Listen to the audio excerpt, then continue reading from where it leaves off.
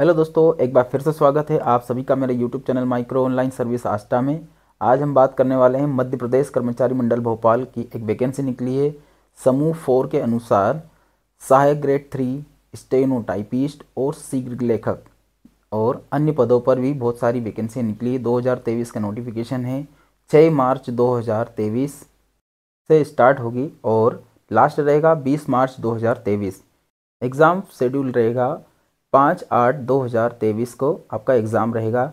ST SC और OBC सभी के लिए 250 रुपये फ़ीस रहेगी और जनरल के लिए 500 रुपये की फ़ीस रखी गई है। 60 रुपये इसमें सिटीजन सर्विस का जो चार्जेस लगता है वो रखा गया है। इसके बाद आगे की प्रोसेस समझते हैं दोस्तों।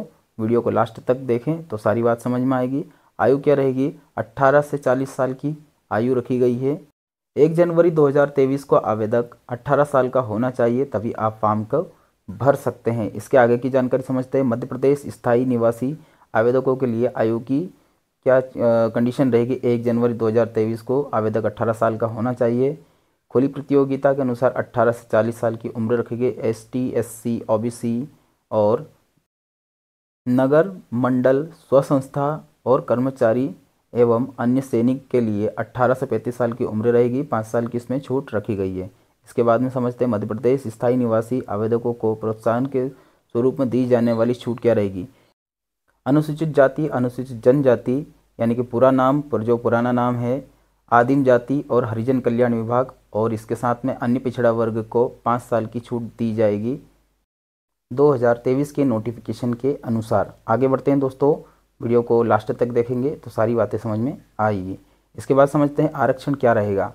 अनुसूचित जनजाति के लिए 20% का आरक्षण दिया जाएगा। अनुसूचित जाति के लिए 16% और अन्य पिछड़ा वर्ग के लिए 27% का आरक्षण रहेगा। और आर्थिक रूप से EWS में जो आते हैं उन्हें 10% का अनुदान दिया जाएगा। यहाँ पर एक जाई पूरा विवरण हम समझते हैं। सारी पदों के एक जाई विवरण दिया गया है। सीधी भर्ती, बैकलॉग भर्ती और रिक्त पदों का टोटल है 2716 टोटल पोस्ट रहेंगी, यानी कि टोटल योग है आपका 2716 टोटल पोस्ट रहेगी। यहाँ पर समझते हैं सबसे ज़्यादा पोस्ट रहने वाली कौन कौन सी भर्तियाँ हैं। सहायक ग्रेड 3, सहायक कार्यालय सहायक, डाटा एंट्री, इन सब में रहेगा 1782 टोटल पोस्ट। अब इसके बाद हम क्या क्या योग्यता रहेगी, पात्रता रहेगी, ये समझते हैं। आगे बढ़ते हैं। अभ्यर्थी उसके द्वारा अपने प्रस्तुत करने की तिथि तक जो भी डॉक्यूमेंट दिया जाएगा उन सब की क्या क्या शैक्षणिक योग्यता रहेगी वो हमें इस वीडियो में समझते हैं। सहायक ग्रेड 3 स्टेनोग्राफर और आशुलिपिक, शीघ्र लेखक, stenographer, data entry operator, IT operator, इन सब पदों के लिए न्यूनतम शैक्षणिक अर्हता क्या क्या होगी, ये सारी बातें हम समझते हैं। सबसे पहला रहेगा 12वीं पास होना कंपलसरी है। इसके बाद आगे बढ़ते हैं दोस्तों। अगर आपके पास बहुत सारी अलग अलग पोस्ट हैं, किसी में मांगा गया UGC से प्राप्त डिप्लोमा होना अनिवार्य है, किसी में मांगा गया है इलेक्ट्रॉनिक्स से NIE/LIT के द्वारा जो डिप्लोमा होता है, ये डिप्लोमा अगर आपके पास है तो भी आप फॉर्म भर सकते हैं उस पोस्ट के लिए। दूसरा रहेगा पॉलिटेक्निक कॉलेज से मॉडर्न ऑफिस मैनेजमेंट का कोर्स अगर आपने किया है तो उस पोस्ट को आप भर सकते हैं।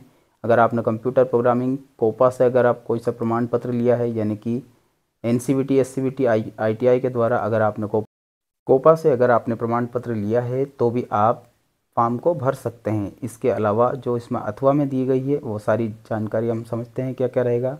उक्त मान्यता प्राप्त संस्था से कंप्यूटर डिप्लोमा अथवा निम्न अर्हता होनी चाहिए। निर्दिष्ट MCA BCA या MSc इनमें से अगर आपने कुछ किया है जो कंप्यूटर प्रणाली में आते हैं तो भी आप फॉर्म भर सकते हैं। इसके बाद में CPCT का क्या प्रोसेस रहेगा, ये पूरी जानकारी हम इस वीडियो के द्वारा समझते हैं। ITI से अनुमोदित पॉलिटेक्निक डिप्लोमा या कंप्यूटर साइंस या कंप्यूटर एप्लीकेशन या इंफॉर्मेशन टेक्नोलॉजी के द्वारा BSc BCom या उपाधि, इनमें से किसी भी एक विषय में आपने डिप्लोमा या डिग्री किया है तो भी आप फॉर्म भर सकते हैं। अगर आपके पास CPCT है वो भी 20 वर्ड पर मिनट के अनुसार हिंदी और 30 वर्ड पर मिनट के अनुसार इंग्लिश की अगर आपके पास CPCT क्लियर किया है तो भी आप फॉर्म भर सकते हैं, आप फॉर्म में एलिजिबल रहेंगे। इसके बाद दोस्तों आगे की जानकारी समझते हैं क्या क्या रहेगा। विभिन्न विभागों में ऐसे पद जिन्हें नियम अनुसार कंप्यूटर डिप्लोमा शामिल नहीं है बल्कि कंप्यूटर संचालन ज्ञान होना चाहिए, वहाँ पर आपको सीपीसीटी का स्कोर कार्ड धारण होना अनिवार्य है। इसके बाद में हम समझते हैं पूरक समय शर्ते के अनुसार 3 घंटे प्रश्न पत्र के लिए 60 मिनट, 2 घंटा 30 मिनट की अवधि के प्रश्न पत्र के लिए 50 मिनट और 2 घंटे की अवधि के लिए प्रश्न पत्र के लिए 40 मिनट का समय, 1 घंटा 30 मिनट की अवधि के प्रश्न पत्र के लिए 30 मिनट का समय लिया जाएगा। दोस्तों वीडियो अगर अच्छा लगे तो लाइक शेयर और सब्सक्राइब ज़रूर करें। धन्यवाद।